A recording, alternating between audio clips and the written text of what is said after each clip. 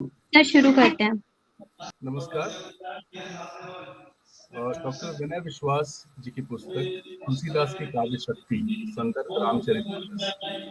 इस पुस्तक पर और रामचरितमानस के विभिन्न संदर्भों आलोचना के विभिन्न संदर्भों को लेकर पिछले कई हफ्ते से लगातार इस चर्चा परिचर्चा किया जा रहा है। इस परिचर्चा में आज हमारे साथ हैं हमारे समय के प्रमुख राजनीतिक विश्लेषक, संस्कृति चिंतक और तुलसी साहित्य के विद्वान प्रोफेसर अवनिजेश अवस्थी। अ, इस पुस्तक में जैसा कि लेखक ने चिन्हित किया है कि रामचरितमानस भारतीयता को जानने वाली पुस्तक है, भारतीय पारिवारिकता और सामाजिकता के आदर्शों को समझने वाली पुस्तक है।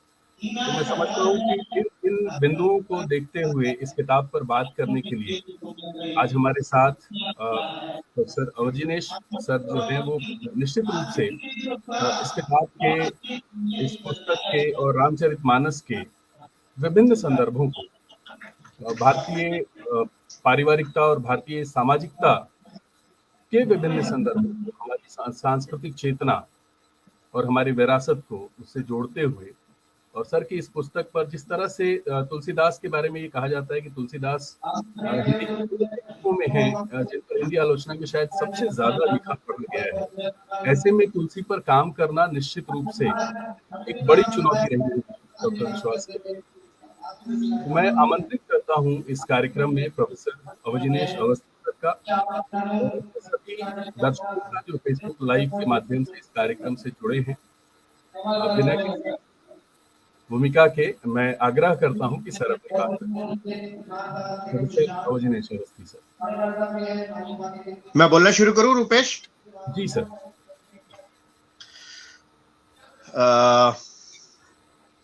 विनय विश्वास रूपेश जी, एक ज्योति जी का नाम आ रहा था, नीरज है, और लोग जो होंगे उनका मालूम नहीं मुझे, लेकिन आप सबको बहुत बहुत धन्यवाद मुझे इस कार्यक्रम में जोड़ने के लिए। आप लोगों ने सोचा, विचार किया, निष्कर्ष निकाला, निर्णय लिया, इसके लिए बहुत बहुत धन्यवाद। विनय से मेरा परिचय जो है, जब विनय विश्वास हिंदी ऑनर्स फर्स्ट ईयर के स्टूडेंट थे तब से मेरा परिचय है। पता नहीं विनय विश्वास को इस बात का स्मरण है कि नहीं कि मैं, विनय विश्वास और अरुण जैमिनी काफी लंबे समय तक हम लोग जो है कॉफी हाउस में बैठ करके कॉफी पीना, चर्चा करना साहित्य में, ये सब कुछ वहां से शुरू हुआ। और तब तक सचमुच ये मालूम नहीं था, इस बात का अंदाज नहीं था, विनय फर्स्ट ईयर में ही उस समय एडमिशन लिया था, कि आगे चलकर विनय विश्वास साहित्य में इस तरीके से एक कवि के रूप में, रचनाकार के रूप में और साथ साथ अध्यापक और आलोचक के रूप में भी इस तरीके से प्रतिष्ठित होंगे। ये सचमुच एक सुखद अनुभव है कि विनय विश्वास ने, अब इसका जैसे कहते हैं ना कि साइड इफेक्ट्स भी होते हैं, तो कोरोना के कुछ साइड इफेक्ट्स भी हुए हैं जो मैंने भूमिका में पढ़ा, कि कोरोना के समय में लंबे समय तक रहने के कारण, घर के अंदर बंद रहने के कारण, मैं भी एक उस पे हूँ, चैनल पे हूँ,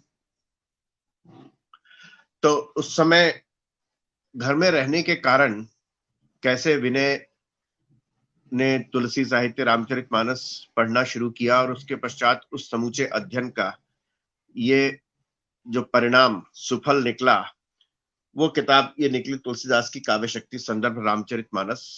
ऐसा ये भी मैं बता दूं कि तुलसीदास पर शायद जहां तक मेरी अगर जानकारी है, तो वो ये जानकारी और शायद सही होगी कि शायद सर्वाधिक पुस्तकें जो हैं वो गोस्वामी तुलसीदास की रचना धर्मिता पर, गोस्वामी तुलसीदास को लेकर के शायद ही कोई ऐसा पक्ष बचा हो जिस पर गोस्वामी तुलसीदास पर कोई काम अभी तक न हुआ हो।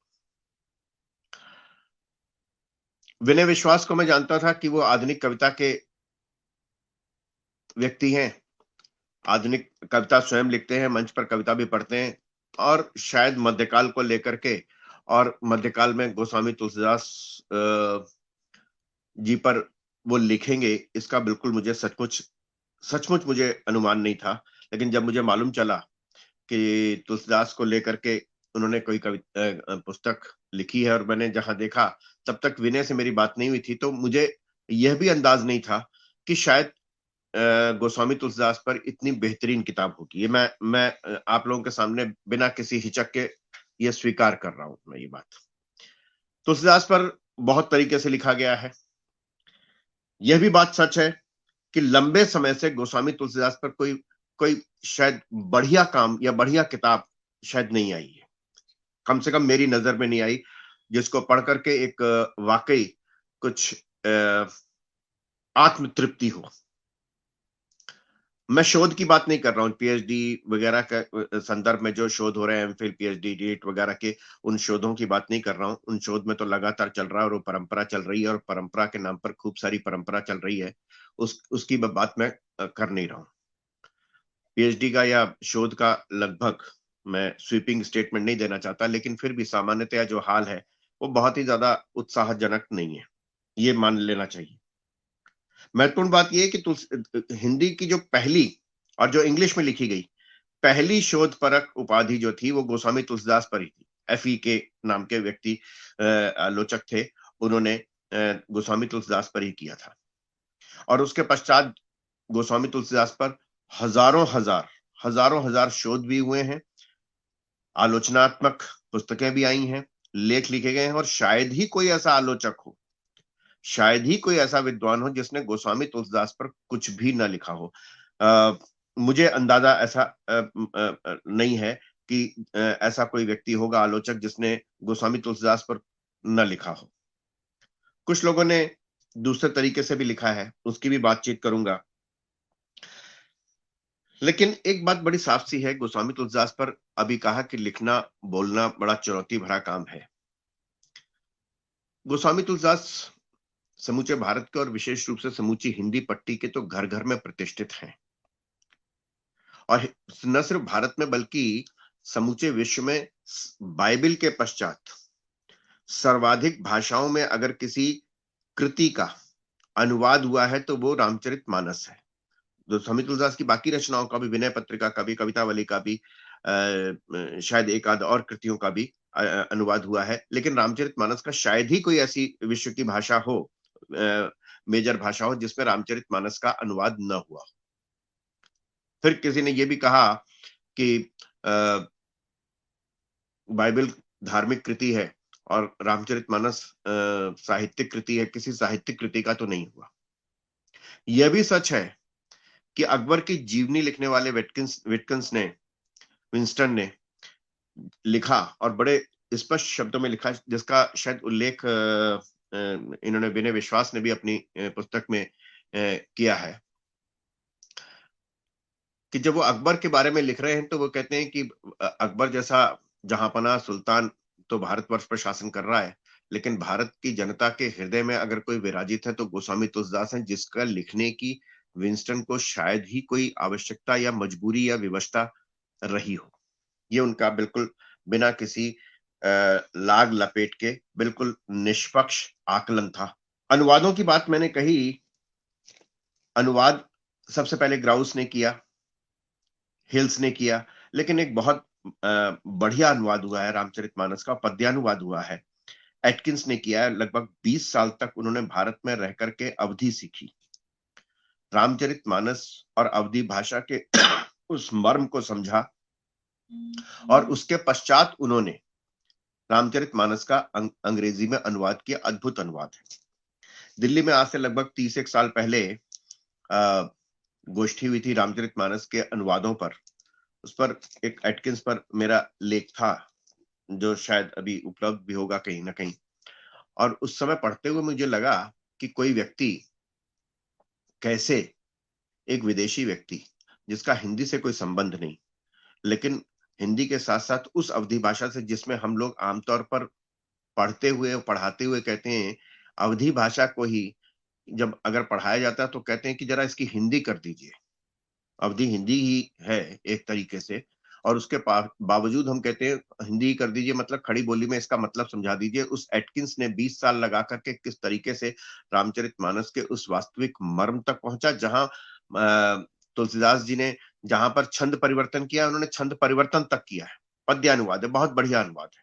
शायद ऐसा अनुवाद किसी साहित्यिक, वो एक आदर्श अनुवाद हो सकता है। तो ये एक गोस्वामी तुलसीदास की बात के संदर्भ में बात कहनी थी मुझे। अभी चूंकि कहा गया था कि विनय विश्वास की किताब के माध्यम से गोस्वामी तुलसीदास पर चर्चा होनी, तो हो सकता है कि मैं लगभग कुछ बात गोस्वामी तुलसीदास के बारे में कहूं, और जो बात कह रहा हूं वो लगभग वही बात है जो विनय विश्वास की किताब पुस्तक पढ़ते समय मुझे बार बार लगातार निरंतर ध्यान आती रही। उसी संदर्भ में मैं ये सारी बातें करूंगा। कुछ बातें जो विनय जी ने नहीं कही, शायद तुलसीदास की जिन बातों पर आलोचना हुई है, आलोचना की जाती रही है, या उनको कमतर कवि दिखाया जाता रहा है, शायद उस तरफ बहुत ज्यादा जिक्र नहीं किया, एक आध जगह जरूर जिक्र किया है, और मुझे बड़ा अच्छा लगा। मैंने विनय से एक बात साझा भी की, शेयर भी की, कि मुझे भी लगभग वही लगा था जो विनय ने अपनी किताब में एक अजीबोगरीब स्थिति बनी हुई है कि गोस्वामी तुलसीदास और कबीरदास के बारे में कौन बड़ा कवि कौन छोटा कवि, उनके अपने मैं राजनीतिक भी नहीं कहता हूं, वैयक्तिक कारणों से किस तरीके से उसको किया जाता रहा, उसके संदर्भ में भी ये बात हुई। तो एक बड़ी महत्वपूर्ण बात ध्यान रखनी चाहिए।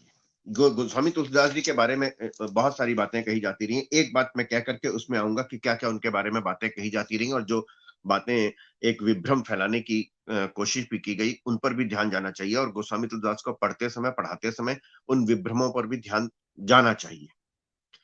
पहली बात तो ये कि एक मध्यकाल में हम जानते हैं कि संस्कृत की कृतियों का हिंदी में खूब अनुवाद हो रहा था उस समय, पूरे काव्यशास्त्र का, तो संस्कृत काव्यशास्त्र का तो बाद में रीतिकाल तो उसका नामकरण ही पूरा 200 वर्षों तक वो लगभग संस्कृत काव्यशास्त्र का हिंदी में, हिंदी का मतलब उस समय की भाषा ब्रज भाषा में अनुवाद होता रहा।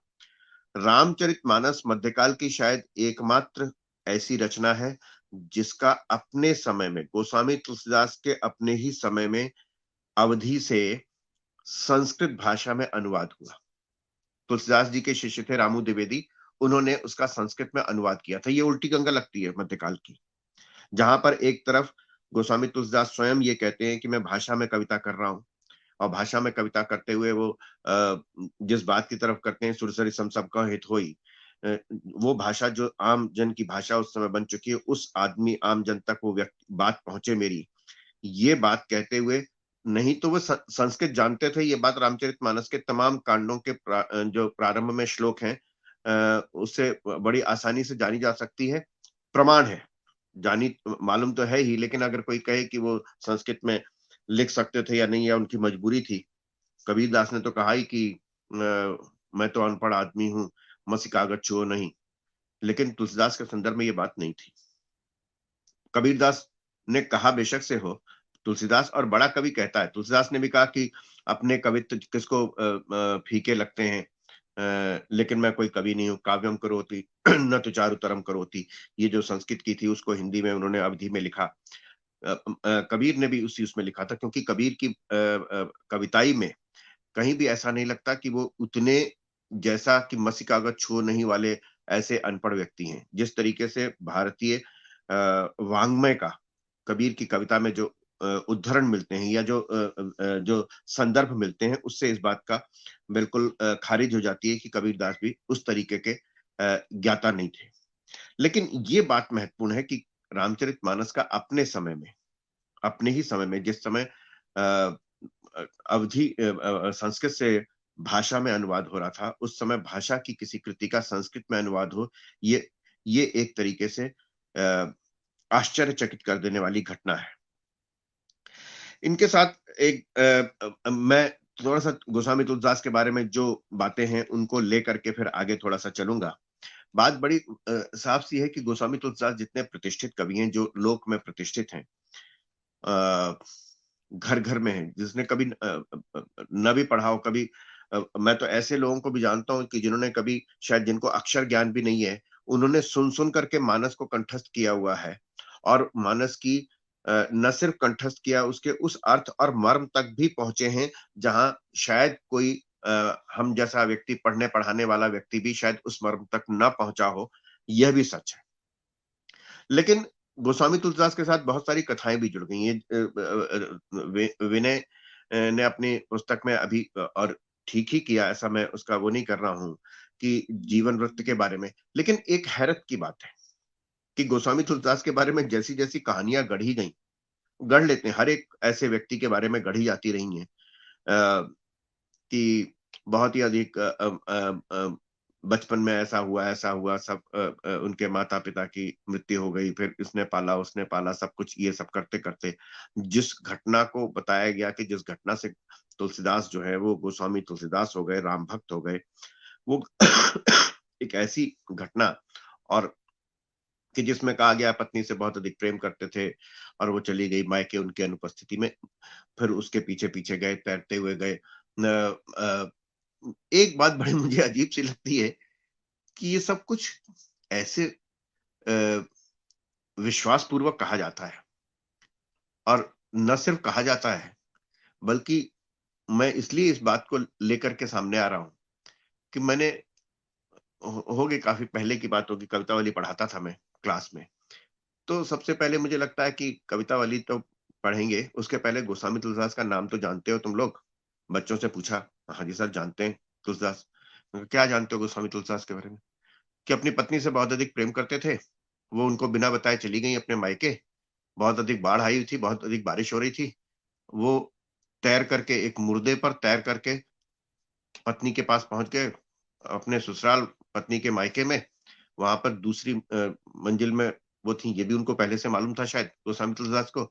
एक वहां पे सांप लटका हुआ था जिसको रस्सी पकड़ करके, रस्सी समझ करके वो दूसरी मंजिल पे पहुंच गए, और पत्नी ने उन्हें डांटा और वापस आकर के वो राम भक्त बन गए।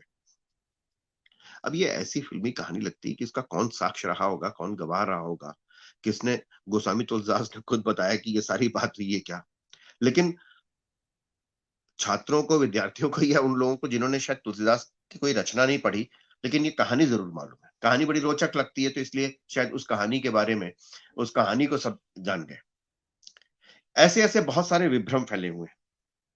एक बड़ी अजीब सी बात मुझे लगती है कि एक अजीब बात कही गई कि गोस्वामी तुलसीदास का जब वो रामचरितमानस लिख रहे थे, अब आप एक बात बताइए, कहा गया ब्राह्मणों ने बहुत अधिक विरोध किया भाषा में लिखने के कारण, कृति को, राम भक्ति की किसी कृति को भाषा में लिखने के कारण, भाषा मतलब अवधि में लिखने के कारण बहुत अधिक विरोध हुआ, ब्राह्मणों का बहुत अधिक विरोध सहना पड़ा। इसका कोई प्रमाण कम से कम मुझे तो मिलता नहीं। रामू द्विवेदी नाम के उनका शिष्य संस्कृत में अनुवाद कर रहा है, ऐसे समय में इस तरीके की बातों से वास्तव में और ये बातें इसलिए बहुत अधिक फैलाई जाती हैं, उनका एक कारण है। उसका कारण ये है कि ये जो पत्नी वाली घटना है, उस मुझे हैरत हुई जब ये कहा गया कि तुलसीदास बहुत बड़े नारी निंदक हैं, और उसके प्रमाण में ये कहानी, उनके जीवन की कहानी सुना दी गई कि देखो, क्योंकि पत्नी से बहुत अधिक उन्होंने डांट खाई थी, इसलिए उनका एक स्वाभाविक वृत्ति थी, स्वाभाविक स्वभाव था, स्वाभाविक अंतश्चेतना थी, मन में कोई कॉम्प्लेक्स था, जिसके कारण वो नारी निंदक थे। और ठीक यही बात अब ब्राह्मण विरोधी होने का भी उनको उन पर लगा दिया गया, और इसलिए उनको कहा गया कि नहीं, ब्राह्मण बहुत विरोध करते थे, उनको खुश करने के लिए गोस्वामी तुलसीदास ने ब्राह्मणों की बहुत अधिक प्रशंसा की है, यशोगान किया, उनको बचाया है। ये मैं इसलिए कह रहा हूं क्योंकि कैसे एक रचनाकार के जीवन की अनसुनी, अनबूझी, अविश्वसनीय घटनाओं को बना करके उसकी रचनाओं का तात्पर्य निकाला जाता है, और उस तात्पर्य को गलत सलत ढंग से या अपनी मनमर्जी के हिसाब से उनका उपयोग कर लिया जाता है। इसलिए इन घटनाओं का मैंने आप लोगों के सामने जिक्र किया है।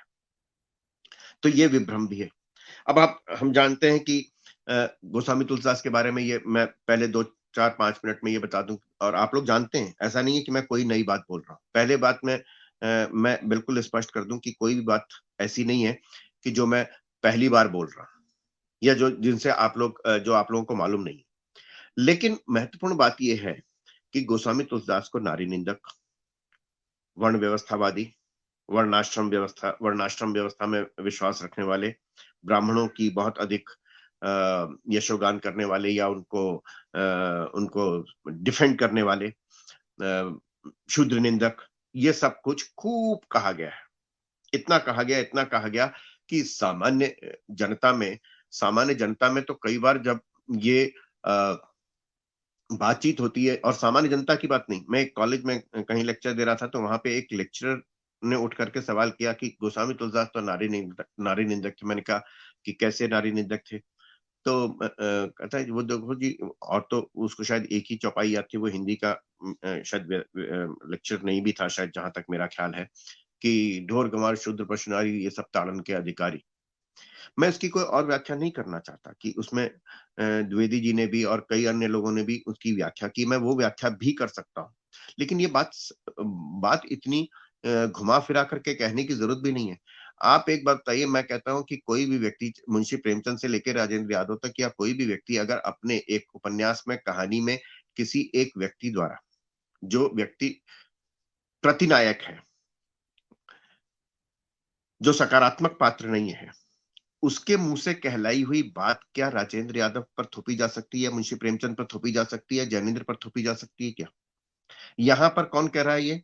वो कह रहा है, समुद्र कह रहा है कि 3 दिन समुद्र के समक्ष चटाई बिछा करके श्री राम जो है उसकी निवेदन करते हैं, और जब 3 दिन तक वो रास्ता नहीं देने की बात करता है, तो तब उठ करके जब वो धनुष बाण उठाते हैं, तो तब ये समुद्र कह रहा है। समुद्र कोई सकारात्मक पात्र नहीं है इसमें।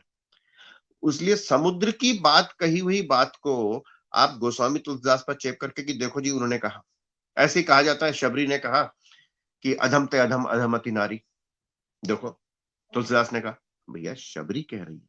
और श्री राम अगर शबरी के घर गए हैं, मैं कहता हूं आज के समय में मुझे शायद कोई नहीं लगता कि मेरे घर कोई आए तो मैं कहूं आइए मेरे दौलत खाने में आइए। मैं कहता हूं आइए मेरे गरीब खाने पर आइए, आपके दौलत खाने में आएंगे। वो शबरी कहती है कि अधम ते अधम अति नारी है इस युग में, और उसके घर भी आप आए हो, मेरा तो जन्म सफल हो गया, ये जन्म नहीं सारे जन्म सफल हो गए। ये नारी निंदा है, या वास्तव में उस एक महिला की, उस वनवासी महिला की साक्षात अभिव्यक्ति है, जिसमें वो विश्वास नहीं कर पा रही कि जो उसके जन्म जन्म से जिसके लिए वो राम राम रट रही थी, वो उसके साक्षात दर्शन देंगे आकर के।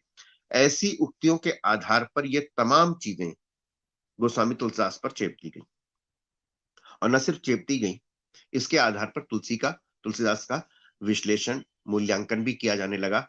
और ये बात कहते हुए मुझे कोई हिचक नहीं है कि तुलसीदास को ब्राह्मणवादी, वर्ण व्यवस्थावादी, नारी निंदक, ये सब कुछ पढ़ाया भी जाने लगा। और शायद एक पीढ़ी, 1 2 3 पीढ़ी के मन में ये शायद भाव भर भी दिया गया कि तुलसीदास ऐसे ही थे। एक खास रंग से रखने की कोशिश भी हुई। रामविलास शर्मा ने इसका बहुत बढ़िया उत्तर दिया है परंपरा और मूल्यांकन में। यशपाल और आंगे राघव की जैसी उन्होंने धुलाई की है रामविलास शर्मा ने, वो देखने योग्य है। और परंपरा और मूल्यांकन में रामविलास शर्मा ने बहुत ही बेहतरीन ढंग से तुलसी पर लगे इन आरोपों की बात नहीं कर रहा हूं, तुलसी की इस तरीके की आलोचना पर बहुत बढ़िया, सटीक और बेहतरीन जवाब भी दिया है। इसलिए उस जवाब को बार बार मैं अगर यहाँ पे दोहराने लगूं तो उसका कोई औचित्य नहीं है। रामविलास शर्मा की उस आलोचना को, परंपरा और मूल्यांकन को पढ़ करके बड़े आसानी से समझ में आ जाता है कि कोई व्यक्ति किस पूर्व से ग्रस्त होकर के किसी व्यक्ति को, किसी रचनाकार को, किसी ऐतिहासिक रचनाकार को, किसी इतने प्रतिष्ठित और महान रचनाकार के बारे में ऐसा बोलने की हिम्मत कैसे कर सकता है। फिर एक बात और आई, तुलसीदास बरक्स कबीर करने की कोशिश हुई। तुलसीदास बड़े या कबीर बड़े, ये ठीक है कि आचार्य रामचंद्र शुक्ल ने कबीर को बहुत अधिक महत्व नहीं दिया, और उसके पश्चात रामचंद्र शुक्ल के पश्चात हजारी प्रसाद द्विवेदी ने कबीर पर एक किताब, पुस्तक लिखी, अध्ययन किया, और उस पर यह कहा गया कि एक दूसरी परंपरा की दूसरी परंपरा की खोज की गई, पैरेलल, समानांतर, लोक और वेद, शास्त्र और लोक की बात के समानांतर कही गई। तुलसीदास के बारे में यह भी कहा गया है कबीर को उनके समकक्ष बरक्स रखा गया और बड़ा बताया गया। इसी तरीके से एक वो उक्ति है जो बड़ी हम लोगों ने सुनी, सूर सूर तुलसी ससी उड़गन के सबदास, वहां सूर को तुलसी से बड़ा साबित किया गया। वो भी अपनी अपने समय की बात है। देव और बिहारी के संदर्भ में एक बड़ी ऐतिहासिक आलोचना की परंपरा चली, वो भी चली, उसमें भी कोई दिक्कत नहीं है। लेकिन हैरत तो तब होती है कि दूसरी परंपरा के पश्चात एक तीसरी परंपरा की खोज आई, और तीसरी परंपरा की खोज में जब ये कहा गया, और मुझे कोई, मैं सचमुच में ये नहीं चाहता कि किसी कवि को इस कारण से कोई बड़ा या छोटा कहूं मैं, कि छोटा बड़ा या छोटा करने की तुलना करके रखूं मैं, कोई ऐसा कारण नहीं मेरा। अपने आप में हर कवि बड़ा है। तुलसीदास इन सबसे अलग हैं, लोक में प्रतिष्ठित हैं, उनकी रचना का अपना स्वतंत्र मूल्यांकन होना चाहिए, इसमें कोई दो राय नहीं। लेकिन एक हैरत की बात हुई, एक किताब में लिखा गया, आप जानते हैं कि क्या कहा गया? हैरत होगी आपको। केशव को बड़ा कवि साबित किया गया गोस्वामी तुलसीदास से। और ये कहा गया कि आचार्य शुक्ल ने केशव के साथ बहुत अन्याय किया है, और उस अन्याय का कारण क्या बताया गया, ये मैं एक लाइन पढ़ करके सुना देता हूं। अगर हम शुक्ल के इतिहास में आए तुलसी और केशव दोनों कवियों को नव्य इतिहास शास्त्री नजरिए से फिर से पढ़ना चाहें तो हमें यह जानना होगा कि इन कवियों की सामाजिक, सांस्कृतिक और वैचारिक लोकेशन कैसा है। फिर लिखते हैं कि शुक्ल जी बनारस के हैं, तुलसी का मानस भी बनारस में लिखा गया है, दोनों का बनारस का होना क्या कोई मानक न बना होगा। आगे वो लिखते हैं कि जरा केशव बुंदेलखंड के थे, ओरछा के थे, दूर के थे, और शुक्ल जी और तुलसीदास दोनों बनारस के थे। इसलिए शुक्ल जी ने अपने समूचे इतिहास में लोकमंगल को लेकर के या तुलसी को अद्वितीय साबित करने के लिए के पीछे उनकी मंशा सिर्फ भौगोलीय थी। मतलब कैसे प्रांतवाद, जातिवाद तो था ही, प्रांतवाद को भी आधार बनाया गया, इस तरीके की उक्तियां भी आई हैं। तुलसी की आलोचना, तुलसी का अध्ययन में, आलोचना शब्द से अगर कुछ और भाव निकलता हो तो तुलसी का अध्ययन इस तरीके से भी किया जाने लगा। यह सच है। ऐसी बहुत सारी चीजें हैं, बहुत सारी ऐसी बातें हैं। मैं इसलिए ये सब बातें आपके सामने रख रहा हूं कि विनय विश्वास की किताब पढ़ते हुए मुझे सचमुच अच्छा लगा कि बहुत ही निस्संग होकर के, बहुत ही सूक्ष्मता से जो 2 साल उन्होंने इसमें लगाए हैं, उस 2 साल का सचमुच, और मैं ये भी बात कह रहा हूँ कि मुझे विनय विश्वास से ऐसी विनय विश्वास अन्यथा न ले, इतनी ऐसी तुलसी के अध्ययन की शायद उम्मीद नहीं थी, अपेक्षा नहीं कह रहा हूं मैं, उम्मीद नहीं थी, या ऐसा मेरे लिए ये सुखद अनुभव है।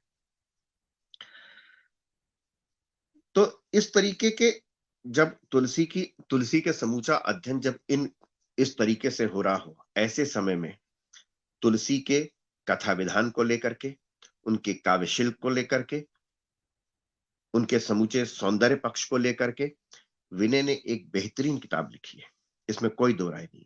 और किसी भी बड़े आलोचक, ये इसलिए नहीं मैं कह रहा हूं शायद विनय विश्वास सामने नहीं होंगे या इस किताब की बात, इस किताब पर चर्चा नहीं होगी, तो भी मैं यही कहूंगा कि बहुत ही बेहतरीन ढंग से लिखा।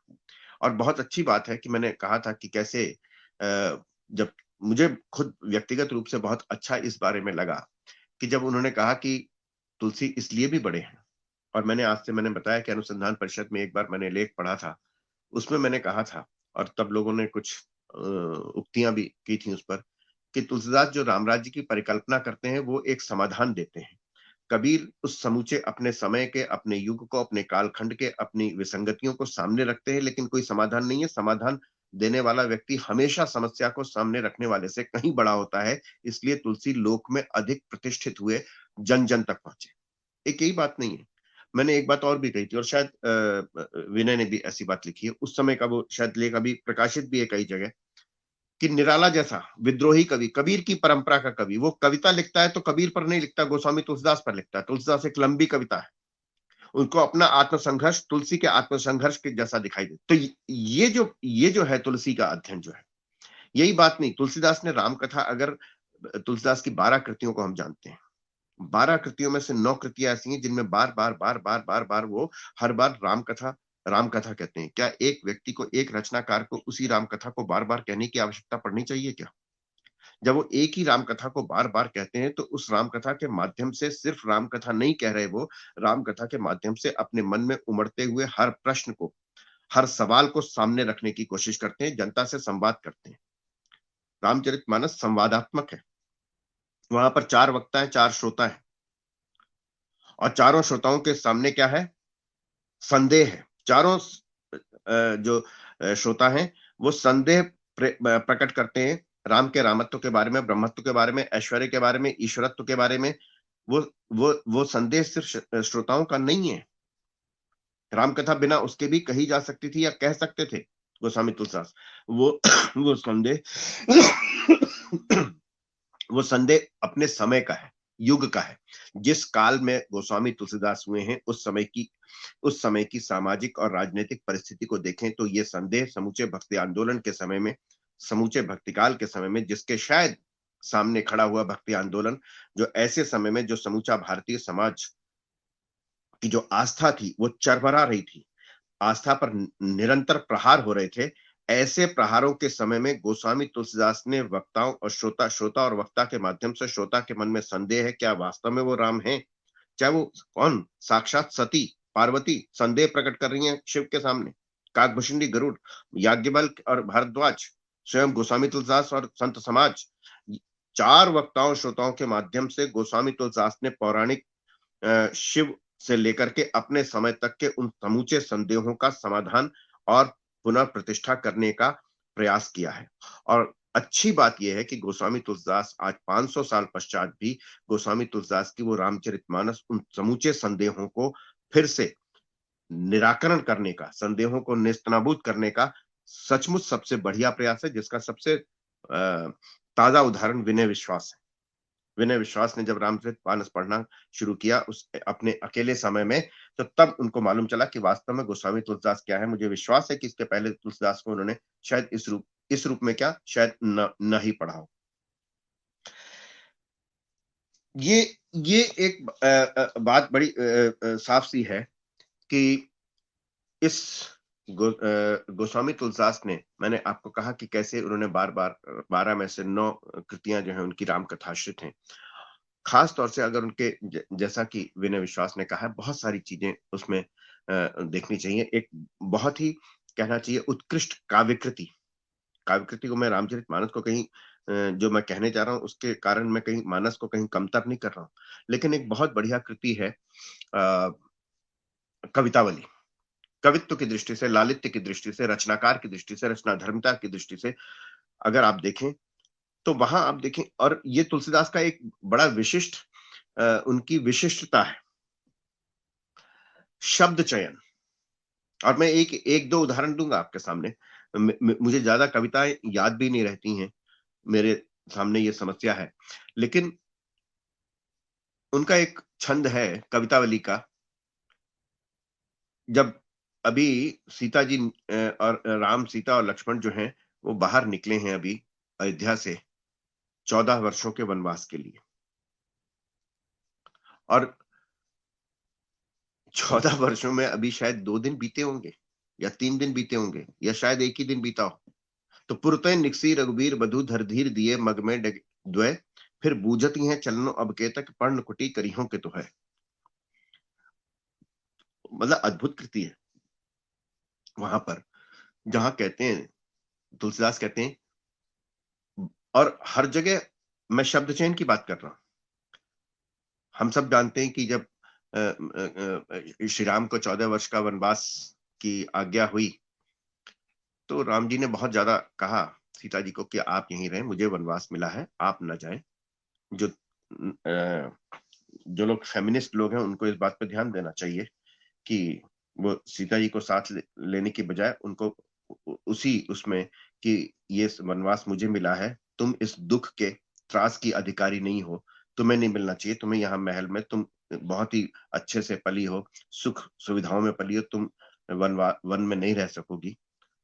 सीता जी साथ चलने को तैयार हुई और उन्होंने कहा वहां बहुत सारे राक्षस होंगे, कैसे रहोगी, बहुत जंगली जानवर होंगे। तो सीता जी ने, जो आती हैं कथाएं आती हैं उसमें कहा कि आप रघुवीर हो तो मैं आपकी रघुवीर की वधू हूं ना, आपकी पत्नी हूं, आप रघुवीर किस दिन काम आओगे? तो उनका अच्छा ठीक है। तो जो कहा था कि मैं तब चल नहीं पाओगी, पैदल चलना होगा, नंगे पैर चलना होगा, ऐसे चलना होगा, रास्ते में कंट का कीर्ण मार्ग होगा, ये सब कुछ कहा होगा। पुरते निकसी रघुवीर बधु धर धीर दिए मग में डगद्वय, अभी मार्ग में 2 कदम चली हैं, पुर से नगर से निकली हैं, वन का रास्ता शुरू हुआ है। और वहां कहा होगा राम ने कि अच्छा, जैसा कि आमतौर पे होता है ना कि बाहर निकल रहे हैं तो स्त्रियां जरा महिलाएं जो है पहले से तैयारी कर लेती हैं कि अच्छा साथ में ये भी रख लें, साथ में ये भी रख लें, कैसे रहेंगे वहां पर। तो कहा होगा कि नहीं, पर्णकुटी बनेगी वहां पर। तो पुरते निकसी रघुवीर वधु धर धीर दिए मग में डगद्वय, फिर पूजती हैं चलनो अब केतक पर्णकुटी करिहा कि तो है। 2 कदम चली और कहती हैं वो आप कह रहे थे ना पर्णकुटी बनाएंगे, तो वो पर्णकुटी कहाँ बनानी है, अभी 2 कदम चली हैं। और तुलसीदास ने शब्द प्रयोग किया रघुवीर वधु। यही कहा होगा सीता जी ने राम जी के, आप रघुवीर हैं तो मैं रघुवीर की वधु हूं, आप कहते हो रघुवीर हूं मैं, तो मैं आपकी पत्नी हूं।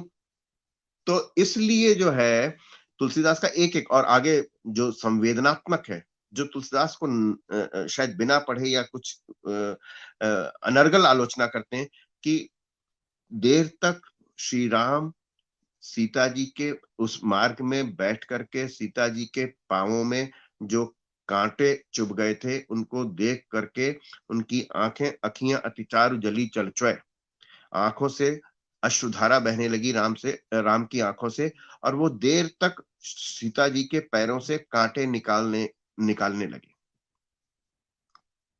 बताइए। तो शब्द चयन,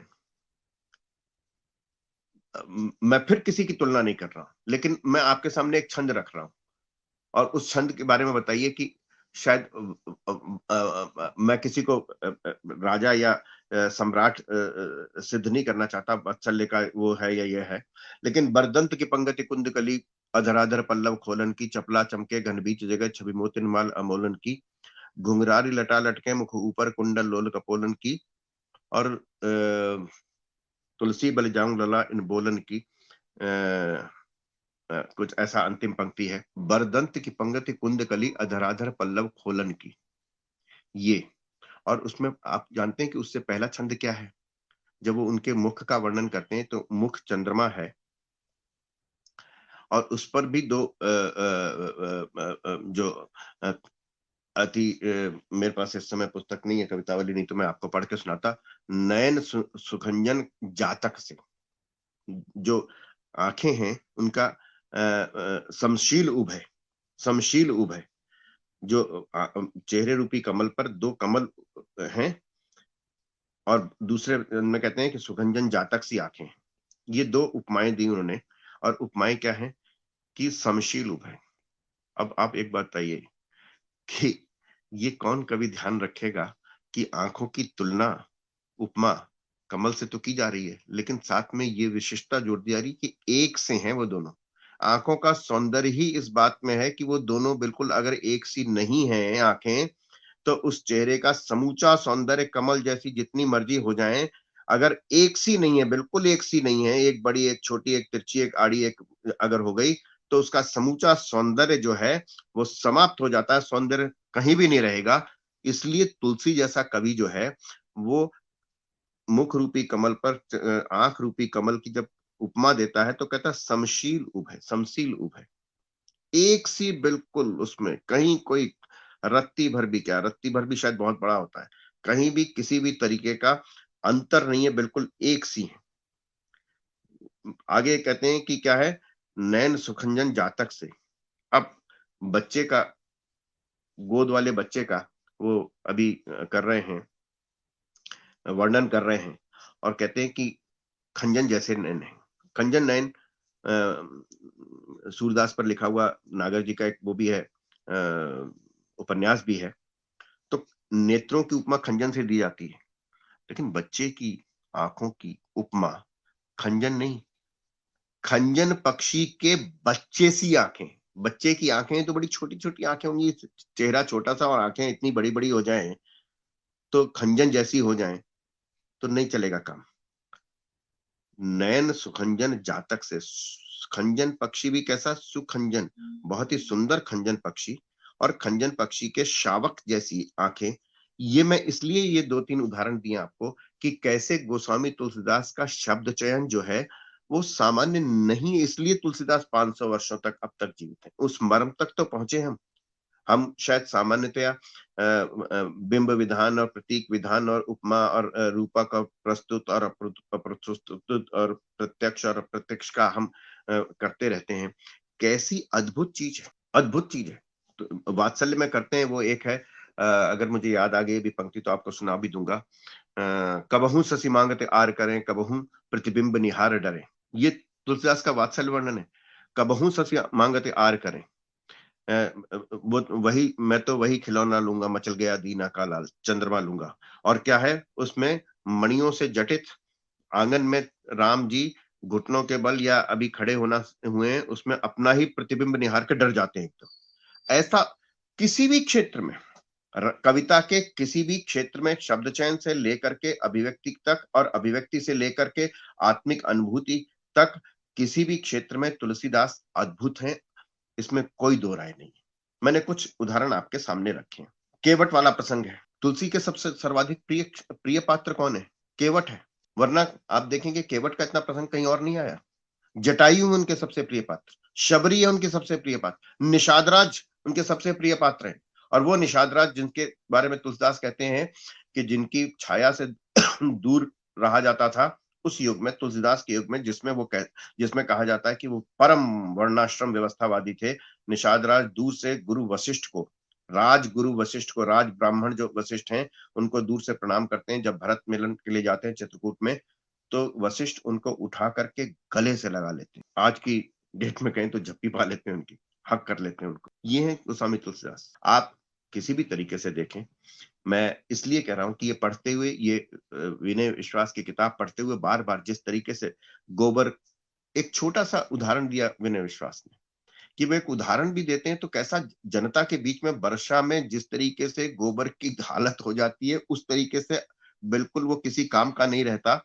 ये उदाहरण गोस्वामी तुलसीदास देते हैं, वर्षा में फैला हुआ गोबर। आप ये भी बात ठीक है कि लोगों ने पूरे समूचे तुलसी साहित्य में से कुछ पंक्तियां, कुछ मात्राएं, इस छंद में देखो एक मात्रा कहीं कम है या एक मात्रा कहीं ज्यादा है, बड़ा खींचतान करके कहा गया। और देखो गोस्वामी तुलसीदास ने इस छंद में, मुझे समझ में नहीं आता कि रचनाकार जब रचना करता है और गोस्वामी तुलसीदास जैसा रचना कर रहा है, उसमें इस तरीके की बहुत ही पूर्वग्रह परक आलोचना करना, उसके मर्म तक पहुंचने की कोशिश नहीं है, बल्कि उसको कहीं ना कहीं किसी पूर्वग्रह से ग्रस्त होकर के उसको कमतर साबित करने की कोशिश होती है, जो होती रही है। इसलिए मैं कह रहा हूं इसको, हिंदू समाज के पथ भ्रष्टक तुलसीदास तक किताब लिख दी गई, ये तक किताब लिख दी गई। इसलिए इन सब व्यामोहों से, इस तरीके के तमाम विभ्रमों से मुक्त होकर के, जब विनय की इस किताब को पढ़ रहा था मैं ये भी बात ठीक है कि मुझे लोग कह सकते हैं कि गोस्वामी तुलसीदास के बारे में मैं अतिरिक्त उनका भक्त हूं। मुझे मानने में कोई ऊहापोह नहीं है, इसमें मुझे किसी तरीके की हिचक भी नहीं है। लेकिन वो इसलिए है कि अगर मैं अपनी बात कह पाता हूं तुलसीदास को समझने के पश्चात, तुलसीदास की उनका जो शब्द मैत्री है, उनकी अद्भुत काव्य कौशल है, कहने का ढंग अपना अलग है, कहने की बात जो वो कह रहे हैं वो बिल्कुल अलग है। जो जिस तरीके से कहते हैं और जो बात कहते हैं, दोनों ही बातें, क्या कहा और कैसे कहा, एक रचनाकार, बहुत बड़ा रचनाकार तब होता है जब दोनों ही चीजें, क्या कहा और कैसे कहा, इन्हीं दोनों से तो रचनाकार बनता है। हमने बड़ी आसानी से शब्द बना दिया, कथ्य और शिल्प, और ये सब इन आधारों पर हम वो पीएचडी और एमए बीए के क्वेश्चन तैयार करते रहते हैं। लेकिन एक आम आदमी के लिए, एक आम पाठक के लिए, अगर कथ्य और शिल्प, क्या कहा और कैसे कहा, ये चीजें दोनों उसके दिमाग में, मन मस्तिष्क पर, मनस पटल पर छप जाएं, टिक जाएं, तो तब वो रचनाकार किसी आलोचना का मोहताज नहीं होता, वो उसके लिए नहीं होता। गोस्वामी तुलसीदास की समूची, और ये भी बात सच है कि मैंने जैसा कि कहा, और सब जानते हैं कि विनय विश्वास उस तरीके से हिंदी के विद्यार्थी जरूर रहे, साहित्य के विद्यार्थी जरूर रहे, लेकिन शायद इससे पहले उन्होंने तुलसीदास पर नहीं पढ़ा, और जब पढ़ा तो वास्तव में बिल्कुल निस्संग होकर के जो उनको लगा, जो तुलसीदास का महत्व है, जो तुलसीदास जहां प्रभावित करते हैं, जहां तुलसीदास अपनी अमिट छाप छोड़ते हैं, उस अमिट छाप को शब्दों में बहुत ही बेहतरीन ढंग से एक अच्छे, बहुत ही कहना चाहिए सुविज्ञ आलोचक की तरह विनय विश्वास ने अपनी किताब में रखा है। मैं फिर से ये कहता हूँ कि ये इस किताब पर चर्चा हो रही है, इसलिए मैं बात नहीं लिख रहा हूँ। मैं जहां भी लिखूंगा, जहां भी कहूंगा, इन्हीं शब्दों में कहूंगा ये बात। और मेरे बारे में तो खैर थोड़ा सा ये प्रसिद्ध भी है कि मैं बहुत ही ब्लंट आदमी हूँ। कई बार लोगों ऐसा भी हुआ मेरे साथ कि कई बार किसी व्यक्ति ने अपनी किताब पर बोलने के लिए बुलाया और मैंने बहुत शायद उनकी कमियां निकाल के दिखा दी हैं, तो झगड़ा फसाद भी हुआ। बाद में मुझे उस तरीके से ब्लैक लिस्टेड भी कर दिया गया, इनसे बात नहीं करनी है, अब ये वो इस तरीके की बात भी है। लेकिन मैं लगभग 45-46 मिनट हो गए हैं। एक बात अंत में बता रहा हूँ, क्योंकि पहले बताता तो शायद आप लोग लगते शायद ऐसा लगता मैं आप लोगों पर क्यों कोई क्वेश्चन मार्क, प्रश्नवाचक चिन्ह लगाऊं।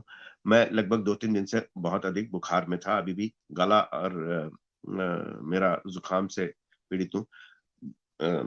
चाय वाय पी करके बैठा था कि मुझे 41 मिनट बोलना है, तो वो मैं बोला हूँ। अभी भी जो बात कहना चाहता था शायद सारी बात नहीं कह पाया। तुलसीदास के बारे में शायद 40-45 मिनट में क्या लगातार 3, 4, 5, 7, 10 दिन तक भी व्याख्यान हो, स्वामी आत्मानंद जी से लेकर के और विष्णुकांत शास्त्री तक, जिन्होंने तुलसी पर अद्भुत कार्य किया है, वे लोग भी लगातार इतने दिन, लगातार कई-कई दिनों तक बोलने के पश्चात भी उनको लगता है कि कुछ भी नहीं कहा गया अभी तो गोस्वामी तुलसीदास के बारे में, तो ये कहा भी नहीं जा सकता। एक किताब भी काफी नहीं है। विनय मुझे लगता है निश्चित रूप से इस किताब को लिख करके भी अभी तृप्त नहीं होंगे। उनको लगता होगा कि अभी बहुत कुछ ऐसा है जो मैंने पढ़ा और जो मैंने अनुभव किया, वो अभी शायद नहीं कह पाया हूँ। इस बात को कह कर के अपनी बात खत्म करूँगा कि एक बात और, तुलसीदास की जो सबसे बड़ी विशिष्टता है, वो उनकी अभिव्यक्ति और अनुभूति और अभिव्यक्ति का जो जो गैप है, वो जब 0 हो जाता है, तब वो व्यक्ति इन तमाम लौकिक प्रतिष्ठाओं से परे हो जाता है, लौकिक रचना धर्मिता से परे हो जाता है।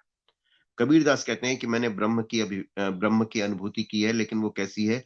गूंगा केरी सरकरा है। मैं फिर कह दूं, मैं कोई तुलना नहीं कर रहा हूं, लेकिन वही तुलसीदास कहते हैं, सिया राम में सब जग जानी, करहूं प्रणाम जोर जुग पानी। मैं पूरे विश्व को सीताराम में देखता हूँ, कण कण में देखता हूँ, और उसकी अभिव्यक्ति इतनी सहज रूप से कर देते हैं। ये गोस्वामी तुलसीदास की विशेषता है। ये वो गोस्वामी तुलसीदास हैं जो उन्हें गोस्वामी तुलसीदास बनाती है। एक बार फिर से विनय विश्वास को बहुत बहुत बहुत बहुत बहुत बहुत बधाई। धन्यवाद।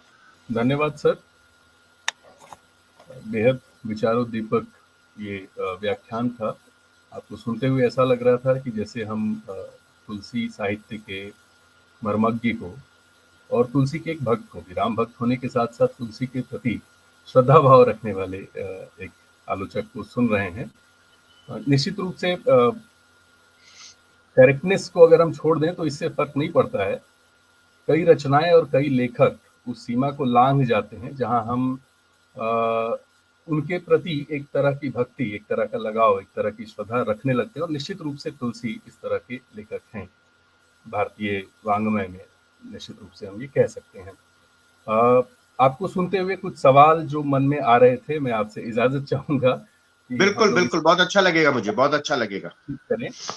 तो एक सवाल, जैसे आपने बहुत शानदार तरीके से तुलसी से संबंधित जो विवाद हैं, चाहे वो वर्णाश्रम से संबंधित हो या स्त्री विरोधी होने की बात हो, आपने उस पर प्रकाश डाला और स्पष्ट किया। लेखक ने भी इस पुस्तक के लेखक ने भी फादर कामिल बुल्के के हवाले से बहुत साफ कर दिया है कि जो रामचरितमानस की कटुक्तियां हैं वो तुलसी की अपनी ना होकर संस्कृत नीति वाक्यों के अनुवाद हैं। लेकिन कुछ सवाल फिर भी रह जाते हैं, जैसे सांप्रदायिकता को लेकर जो स्टैंड है कबीर के यहाँ और जो तुलसी के यहाँ जिस तरह की बातचीत है, तो वहां पर थोड़ी गुंजाइश बनती है कि क्या हम तुलसी को पढ़ते हुए और कबीर को पढ़ते हुए क्या हम ये इस बिंदु को देख सकते हैं कि तुलसी के यहाँ वो स्टैंड वो उस तरह से उतना साफ शायद नहीं आता है। इसको लेकर लेखक ने भी अपनी जब विषय प्रवेश वे करते हैं तो वे इस बात को रखने की कोशिश करते हैं। हालांकि वे रामचरितमानस को जिस तरीके से मनुष्यता को प्रतिस्थापित करने वाली, मानवता को प्रतिष्ठित करने वाले ग्रंथ के रूप में देखते हैं, और वो कहते हैं कि धर्म व्यक्ति का निजी मसला है। वो कहते हैं कि इसकी सकारात्मकता मनुष्य को कमजोर पड़ने पर ताकत देने में है, वो इस रूप में इसको देखते हैं। तो सर, इस सवाल को हम कैसे देखें? कबीर और तुलसी को अगर सामने रखें तो इस सवाल से हम कैसे इसका सामना? सच अगर मैं सच कहूं तो अगर आपका सवाल कुछ ऐसा है कि कबीर ने बहुत सांप्रदायिकता का सवाल, तो कहीं मुझे मतलब सांप्रदायिकता का मतलब क्या है, किस रूप में आप ले रहे हैं, वो मुझे समझ में नहीं आया। लेकिन अगर ये कहा जाए कि तुलसी ने शायद दबे छुपे या घुमा फिरा करके या आवरण में रह करके उसका किया, और कबीर ने बहुत ब्लंट होकर के किया। मैं एक बात फिर कह दूं कि मैं किन्हीं भी इस तरीके के दो बड़े कवियों के बीच में कोई इस तरीके के वैचारिक द्वंद्व को वैचारिक रूप से उस तुलना करना ठीक नहीं मानता। रचनाकार रचना में अपने उस व्यक्तित्व को अभिव्यक्त करता है जो उसका दृष्टिकोण होता है। मैं एक बात और बड़ी साफ सी कहता हूं, मैंने आप लोगों के सामने एक उदाहरण रखा। निराला जी को तो कहा गया ना, वो कौन सी विद्रोही परंपरा के कवि, और विद्रोही परंपरा कहां से? कबीर वाली परंपरा की। उनको दिखाई दिया कहां पर? तुलसीदास में। कबीर पंथ तो बना, लेकिन आज तक कोई तुलसी पंथ नहीं बना है। कबीर पंथ आज भी जीवित है। उस समय कोई किसी पंथ की स्थापना नहीं की उन्होंने। सब कुछ है वहां पर, सब कोई है, कोई भी आ सकता है, कोई भी जा सकता है। कहीं कोई किसी तरीके का कोई सदस्यता नहीं है, कहीं कोई किसी तरीके की दीक्षा नहीं है, गुरु मंत्र नहीं है, कुछ नहीं है। जो चाहे वो पढ़ ले, जहां से चाहे वो पढ़ ले। मैंने एक बात और कही, आपका एक तुलसीदास पर जो बहुत अधिक जो आलोचना की जाती है, उसमें एक आलोचना और भी, और वो उसका जवाब भी कोई देना चाहे तो दे, कि गोस्वामी तुलसीदास ना होते अगर गीता प्रेस गोरखपुर ना होती। गीता प्रेस गोरखपुर ने बहुत ही सस्ते दामों पर रामचरितमानस उपलब्ध करा दिया, इसलिए रामचरितमानस और गोस्वामी तुलसीदास मानस और तुलसीदास हो गए। अरे भैया, वो जो अकबर की जीवनी लिखा था विंस्टन, उसको गीता प्रेस गोरखपुर ने क्या स्पॉन्सर किया था क्या? जब वो कहता है ये बात, और उस समय की बात कहता है, आज की बात नहीं कह रहा, तो इसलिए हमारे कुछ हैं। और मैं इस बात को मानता हूं कि कुछ धाराएं चल पड़ती हैं, और हमारे दिमाग में भी, इसलिए मैंने कहा कि मुझे ऐसा उम्मीद नहीं थी कि विनय विश्वास इस दृष्टि से लिखेंगे, लेकिन जिस दृष्टि से लिखा, हमारे अंदर भी बहुत सारे इसमें एक बात बड़ी साफ सी है कि शायद हम लोगों के मन में कुछ परतें जमी होती हैं, और उन परतों के हिसाब से हमारा जो वैचारिक विकास होता है, उस वैचारिक विकास में वो परतें बहुत ज्यादा अपना भूमिका अदा करती हैं, और उसके हिसाब से हम रचना और रचनाकारों का मूल्यांकन करते हैं। हम वही देखना चाहते हैं। स्नातक जी थे एक बार, तो स्नातक जी ने कहा कि अरे एक बाल ढूंढ लिया सफेद, अरे देखो बुढ़ा है, बुढ़ा है, बुढ़ा है। एक बाल सफेद लेकर के आ गए और कहने लगे कि देखो बुढ़ा है ये आदमी। उन्होंने भी किसी संदर्भ में कहा था, किसी भी व्यक्ति, अज्ञे जी के साथ भी ऐसा हुआ, बिना किसी हिचक के कह रहा हूँ। गोस्वामी तुलसीदास के साथ तो मैंने उदाहरण दे करके कहा मैंने कि कैसे उनकी जीवन की एक कहानी को उनके नारी निंदक होने का आधार बना करके दोनों को ऐसे जोड़ करके सामने दिखा दिया गया कि लगा कि हाँ बिल्कुल सही कह रहे हैं, बिल्कुल सही कह रहे हैं। ऐसे कबीरदास के बारे में भी हुआ। कबीरदास ने उस समय के दोनों हिंदू मुस्लिम संप्रदायों के बारे में जो भी कुकथा थी उसके बारे में लिखा, और वो लिखा तो एक कहानी बन गई कि जब वो मृत्यु हुई तो दोनों कह रहे थे कि नहीं ये हिंदू है, मुसलमान है। चद्दर उड़ा दी गई, चद्दर हटाए तो सिर्फ फूल थे। अब मुझे बताइए कि वही लोग जो सबसे ज्यादा इस तरीके के चमत्कारों और अंधविश्वासों का विरोध करते हैं, उनकी किताबों में, पुस्तकों में इस कहानी का, इस कथा का, इस प्रसंग का जिक्र जरूर होगा। इसलिए रामचरितमानस में तो वैसे भी राम कथा कह रहे थे। राम के समय में कोई दूसरा संप्रदाय था नहीं यहाँ पर। एक दो बार लोगों ने मुझसे कहा भी कि देखो जी, और मैं राजनीतिक सवाल बता रहा हूँ, और मुझे कहने में कोई हक वो नहीं है, कोई उज्र नहीं है, कि संकोच नहीं है मुझे।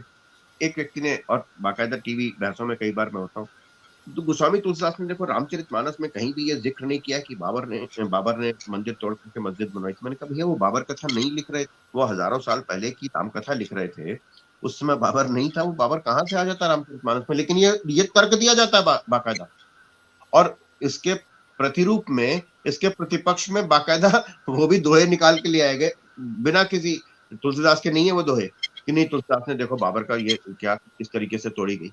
दोनों ही चीजें अति, दोनों ही चीजें झूठी हैं, दोनों ही चीजें ऐसी हैं जो अपने अपने अपने सत्य को सामने रख करके अपने सत्य को स्थापित करने के लिए सामने रख दी जाती है।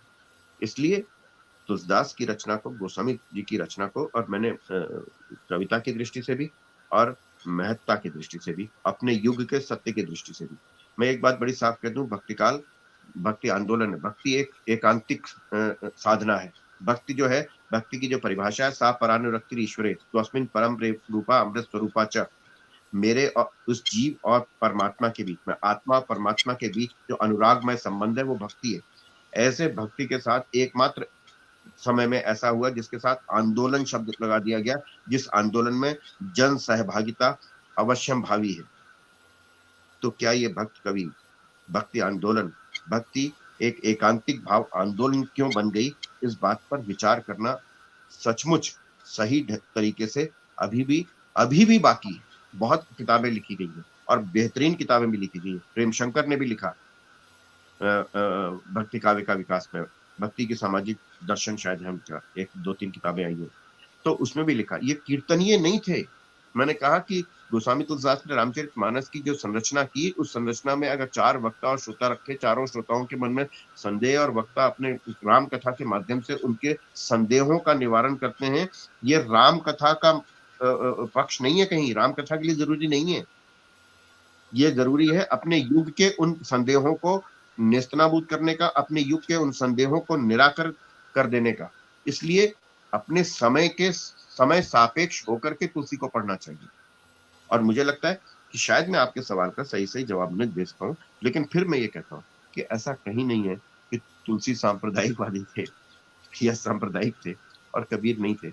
ऐसा सचमुच कहीं नहीं, कहीं भी पढ़ के नहीं लिखता। कबीर दास ने अल्टीमेटली जो लिखा है, मैं बहुत सारी ऐसी उक्तियां पढ़ा हूं कि मैं राम का कुत्ता हूं, मैं ये मुतिया मेरा नाम, ऐसा लिखा है, आओ भरतार, ये सब कुछ है इसमें। इसलिए अगर तुलसीदास लिखते हैं सगने अग्नि नहीं कुछ भेदा, तो उसका जो प्रकटीकरण है वो कबीर की कविता में होता है, जहां पर वो साक्षात राम को कहते हैं। ये तो हम अपने दिमाग में लिखते हैं, नहीं ये तो निर्गुण है, निराकार है, ये है वो सब कुछ, कहीं कोई ऐसा भेद नहीं है। मेरे जवाब से फिर भी आप संतुष्ट नहीं होंगे, ये भी मैं मानता हूँ, लेकिन मेरे पास जो जवाब है वो ये जवाब। नहीं, मैं संतुष्ट हूँ सर, बिल्कुल। नहीं, अरे देखो बात सुनो, मैं एक सहमतों के बीच में कभी निष्कर्ष नहीं निकलता। मेरी बात से सहमत होना कतई कोई आवश्यक नहीं है, और ना मैं इस बात का बुरा मानता हूँ कि मैंने जवाब दिया और आप सहमत नहीं हुए। आप काउंटर क्वेश्चन कर सकते हैं, बाद में कर सकते हैं, कभी भी कर सकते हैं, जब मिले तब कर सकते हैं कि नहीं आपने गलत। मैं बिल्कुल इस बात का कोई वो पूर्व नहीं रखता हूँ कि सवाल कैसे पूछ लिया आप, ऐसा क्यों, नहीं, बिल्कुल नहीं। मैं तो स्वागत है। वो पक्ष रखना चाहता था जो एक सवाल बहुत सारे। हाँ, बिल्कुल वो एक सोचने का। जी, एक सर सवाल है जो कि अभी आपके व्याख्यान से निकला। हमारे मित्र डॉक्टर वेद प्रकाश जी, जापान के ओसाका विश्वविद्यालय में अध्यापक हैं, उनका सवाल है कि प्रोफेसर अवजिनेश अवस्थी जी को ऐसा क्यों लगता है कि डॉक्टर विनय ऐसी पुस्तक नहीं लिख सकते? नहीं लिख सकते नहीं, मुझे ये उम्मीद नहीं थी कि वो ऐसी लिखेंगे। गोस्वामी, उन्होंने स्वयं का, विनय विश्वास ने भूमिका में लिखा है कि शायद इसके पहले रामचरितमानस के बारे में, और रामचरितमानस के बारे में जब पढ़ना शुरू किया तो उन्होंने न सिर्फ रामचरितमानस पढ़ा, कामिल बुल्के पढ़ा, वाल्मीकि रामायण पढ़ी, पौंचर्य पढ़ा।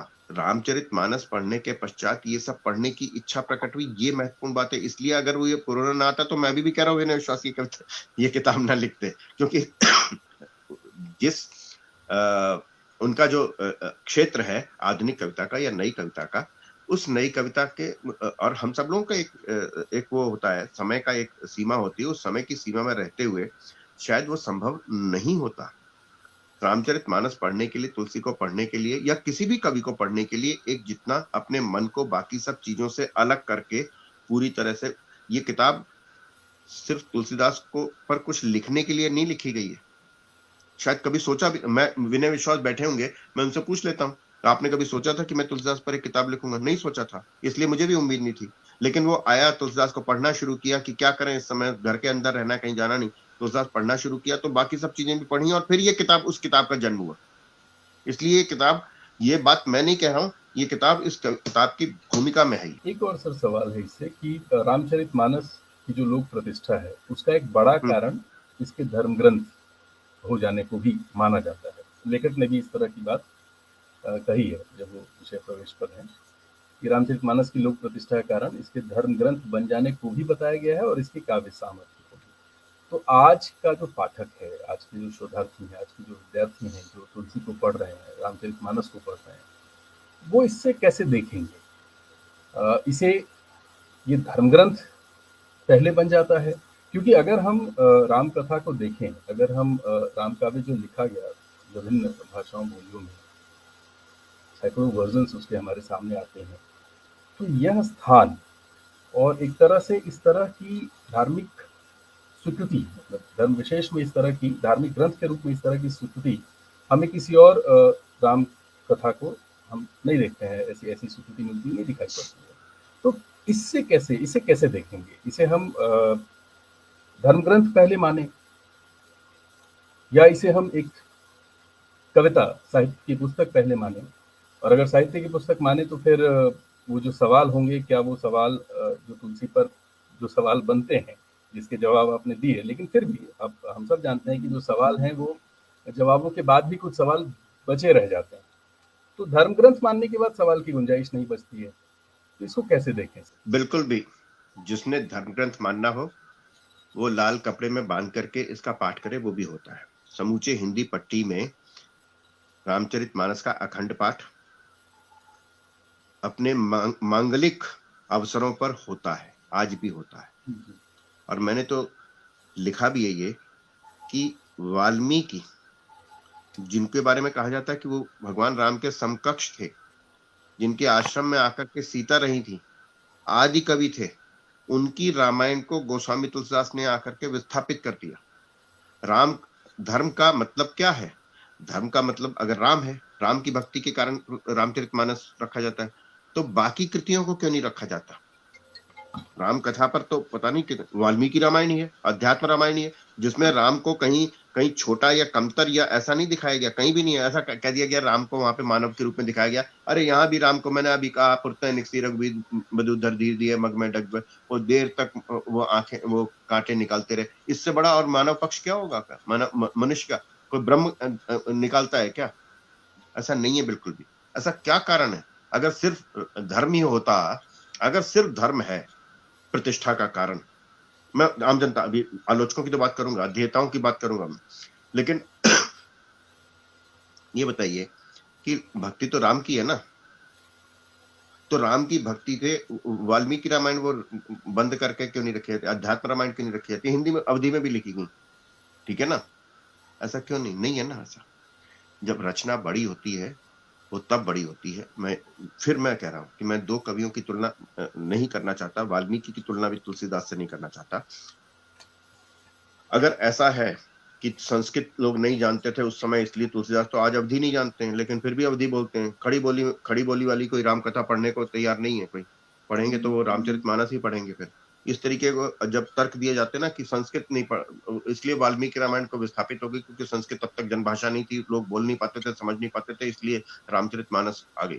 तो आज वो खड़ी बोली की कोई रामचरितमानस आ जानी चाहिए थी, अब तक तो नहीं है ऐसा। इसलिए मैं ये कह रहा हूं, इसको जब तक हम इस चश्मे को अच्छी तरीके से साफ नहीं कर लेंगे और साफ करके निस्संग होकर के नहीं पढ़ेंगे तब तक, और ये सवाल उठने चाहिए। मैं कहता हूं सवालों से दिक्कत नहीं है, लेकिन सवालों का बेहतरीन या संगत जवाब अगर उत्तर मिले तो उस उत्तर के हिसाब से भी सोचना शुरू करना चाहिए। क्या हाँ, ये भी बात सच है।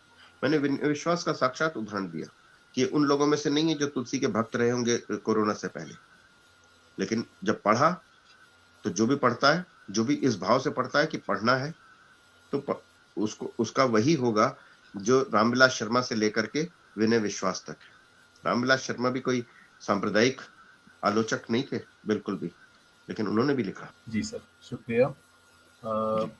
शिवम कुमार एक विद्यार्थी हैं जिनका सवाल जी। है कि पेरियार की सच्ची रामायण के प्रति आपका क्या कहना है? भाई मैं बिना किसी, मुझे पेरियार की सच्ची रामायण तो नहीं मालूम, कवि की कंब रामायण के बारे में तो थोड़ा बहुत मालूम है, तमिल की। पेरियार की सच्ची रामायण के बारे में मुझे मालूम नहीं है, और सचमुच मालूम नहीं। मैं कोई उदाहरण से कटाक्ष नहीं कर रहा हूँ, मुझे मालूम नहीं, नहीं है, इसलिए ठीक। इसके हम बारे में मैं कोई जवाब नहीं दे सकता। जी सर। एक सर इस आपकी बातचीत में जिस तरह से लोक पर आपने काफ़ी बल दिया, तुलसी के साहित्य में जो लोक हाँ जी। का पक्ष, तुलसी के साहित्य में जो लोक के प्रति उनकी प्रतिबद्धता है, लोक पक्ष जो है, उसको आपने अपने व्याख्यान में रेखांकित किया। पौम चरियू में भी हम देखते हैं कि लोक के साथ स्वयंभू का जो जुड़ाव हो गया, उसको सामने रखने की जो बात है।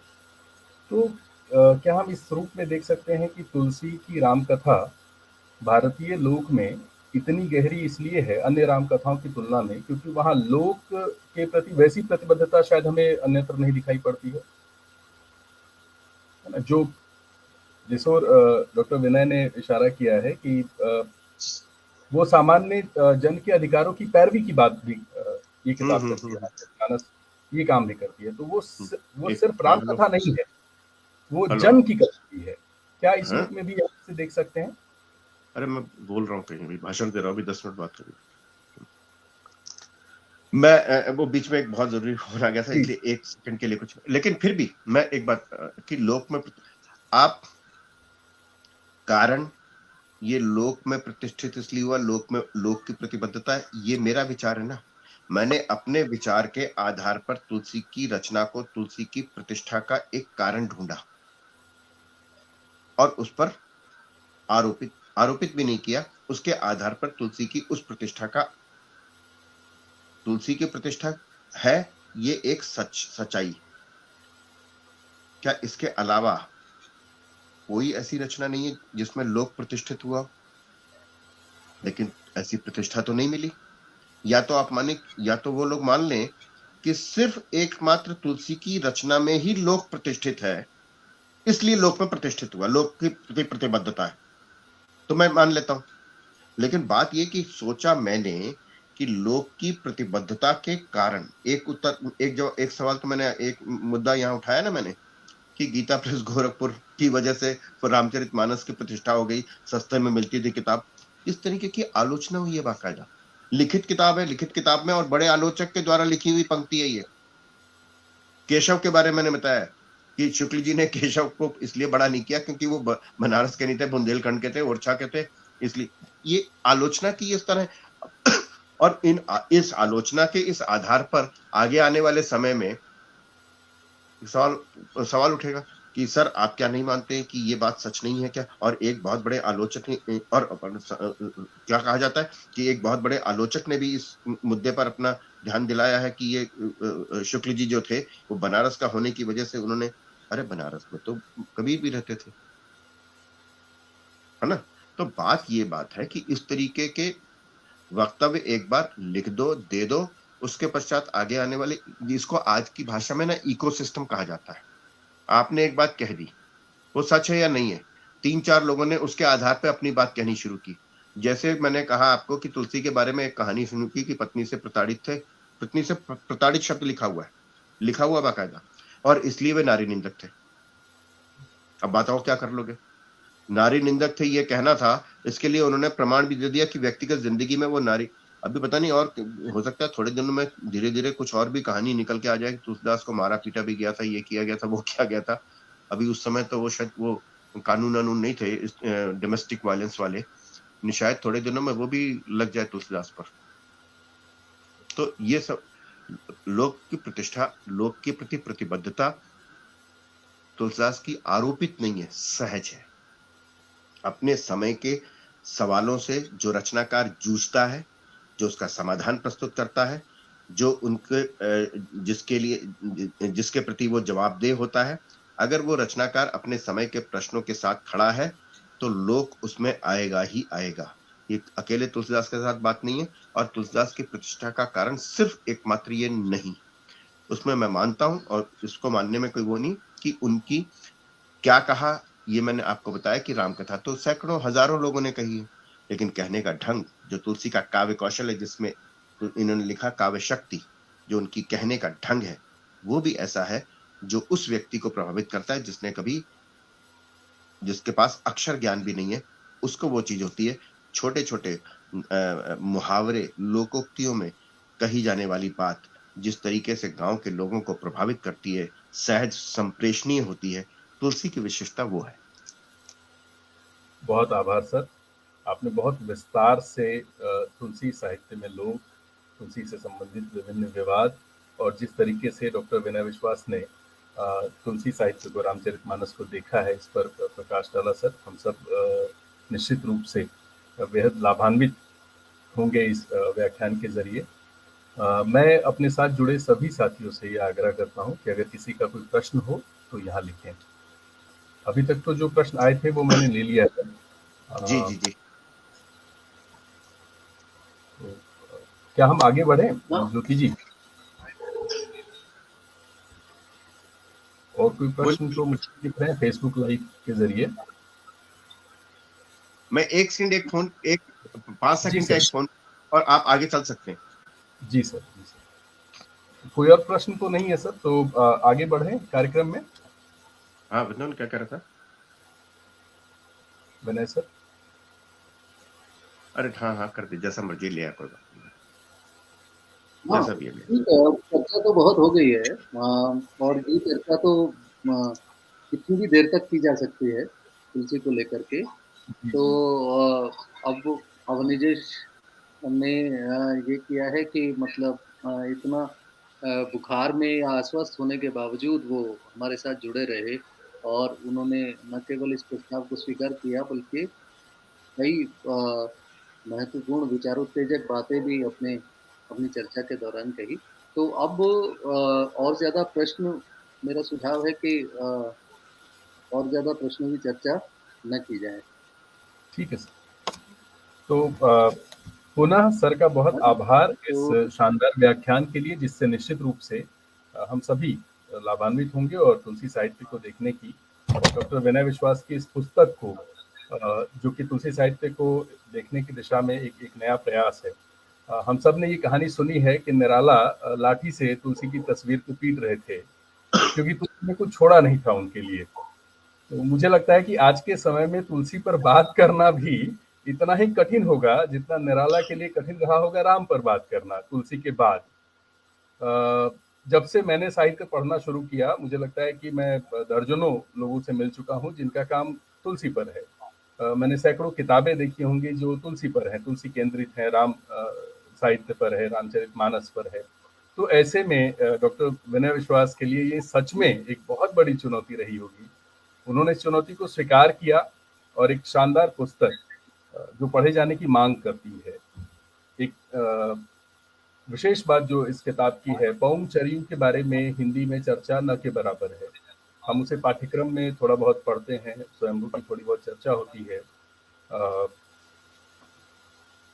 लेकिन हम उस साहित्य से परिचित नहीं है, और खास तौर से हम साथ रखकर, मतलब एक तुलसी के अलावा दूसरे राम काव्यों को साथ रखकर पढ़े जाने के आदि हिंदी का पाठक कम से कम नहीं है। तो इस लिहाज से भी ये बहुत महत्वपूर्ण पुस्तक है।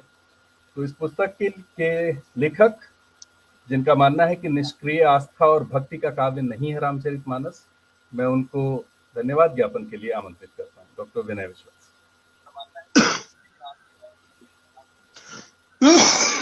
बहुत बहुत धन्यवाद। सबसे पहले तो आदरणीय अवनिजेश अवस्थी जी का बहुत बहुत धन्यवाद। और मुझे खूब याद है वो समय जब कॉफ़ी हाउस में बैठकर कई बार कॉफ़ी पिया करते थे और खूब बातचीत किया करते थे। उस समय भी अवनिजेश बहुत गंभीर और संवाद धर्मी थे, और आज भी उस संवाद धर्मिता में, उस गर्मजोशी में कोई अंतर नहीं आया है, उस गंभीरता में कोई फ़र्क नहीं पड़ा है। ये जानकर अच्छा लगता है। बहुत सारे सवाल उनके व्याख्यान से उठे हैं तुलसीदास के बारे में, जिनके बारे में अक्सर चर्चा होती रही है। कुछ एक जानकारी जैसे मेरे लिए ये नई थी कि जब तुलसीदास जीवित थे, उन्हीं के समय में उनके एक शिष्य ने रामचरितमानस का संस्कृत में अनुवाद किया था। ये एक नई जानकारी भी आज के उनके व्याख्यान का योगदान है तुलसी की चर्चा में कि ये एक महत्वपूर्ण तथ्य है। एक और महत्वपूर्ण बात जो मुझे लगी कि जो बार-बार राम कथा तुलसी ने कही, वो असल में संवाद कर रहे थे, अपने समय के प्रश्नों को सामने रख रहे थे। ये एक बहुत महत्वपूर्ण और विचारणीय बात मुझे लगी और ये सच है कि अनुभूति और अभिव्यक्ति में तुलसीदास के लिए जब कोई अंतर नहीं रह जाता, तब वे अद्भुत पंक्तियों की रचना करते हैं। साहित्य के ऐसे उदाहरणों की रचना करते हैं जो अभी तक जीवंत हैं और जब तक मनुष्य रहेगा तब तक जीवंत वो रहेंगे। तो ये जो संवाद धर्मिता तुलसीदास के यहाँ भी है, वो संवाद धर्मिता आज के व्याख्यान के बाद हमने देखा कि बहुत सारे प्रश्न उठे। ये संवाद धर्मिता अवनिजेश अवस्थी का भी गुण है और मेरे आग्रह को स्वीकार करके उन्होंने ये व्याख्यान दिया, ये चर्चा की और जो आलोचना विभ्रम पैदा करती है, उस विभ्रम पैदा करने वाली आलोचना के प्रति सचेत रहने के लिए पाठकों को प्रेरित किया। ये उनके आज की चर्चा का योगदान है। मैं बहुत शुक्रगुज़ार हूँ अवनिजेश जी का, बहुत-बहुत धन्यवाद ज्ञापित करता हूँ। रूपेश जी ने संचालन बहुत अच्छा किया, बहुत धन्यवाद उनका भी और हमारे साथ जो जुड़े हुए लोग हैं डॉक्टर नीरज कुमार मिश्र और ज्योति त्रिपाठी जो इसका तकनीकी पक्ष देखते हैं, उनका भी बहुत धन्यवाद और जो सब मित्र जुड़े इस चर्चा में लाइव जो लोग जुड़े रहे, उनका धन्यवाद और इस माध्यम की विशेषता ये है कि लाइव जितने लोग इस चर्चा को देखते हैं, उससे कहीं ज़्यादा बाद में, बहुत बाद तक देखते रहते हैं। तो ये एक इसका गुण है, हालाँकि अवगुण भी कई हैं इस माध्यम के, लेकिन ये इसका एक गुण है। जहाँ तक किताब लिखने की बात है, जो उम्मीद की बात है, सचमुच ये उम्मीद तो मुझे भी अपने आप से नहीं थी कि किसी दिन मैं तुलसीदास पर लिखूँगा। मैं तो नई कविता मुक्तिबोध का विद्यार्थी था, लेकिन रामचरितमानस पढ़ी और इसके साथ-साथ भूमिका में भी मैंने ज़िक्र किया है अपने गुरुदेव डॉक्टर विश्वनाथ त्रिपाठी की आलोचना कृति लोकवादी तुलसीदास, जो तुलसी पर अपनी तरह की अद्भुत किताब है और बहुत संक्षेप में बहुत सारी स्थापनाएँ वो तुलसी के बारे में करती है। उसने मुझे तुलसी साहित्य के प्रति विशेष रूप से आकर्षित किया और मैं ये कोशिश कर सका। और सबसे बड़ी बात ये कि मैं ये जानना चाहता था कि तुलसीदास इतने बड़े कवि हैं कि उनका प्रभाव लगातार कम होने का नाम नहीं ले रहा है, तो उस प्रभाव का रहस्य क्या है? वो शक्ति आखिर है कहाँ? ये जानने की कोशिश जब मैंने की, तो कुछ बातें मेरे पास ऐसी जमा हुई कि जिनको मैंने लिखने की कोशिश की। ये कोशिश ठीक लग रही है और तुलसीदास पर एक सार्थक एक बड़े कवि, एक सक्षम कवि की क्षमता को जानने की जो कोशिश लगातार होनी चाहिए, होती भी रहती है। तो उसी कोशिश में एक छोटी-सी कोशिश मेरी ये भी थी। मैं आप सबका बहुत-बहुत धन्यवाद करता हूँ। अगले रविवार को प्रोफ़ेसर बजरंग बिहारी तिवारी के व्याख्यान से हम लाभान्वित होंगे। आपसे अनुरोध है कि जुड़ें और जुड़े रहें। बहुत-बहुत धन्यवाद। नमस्कार।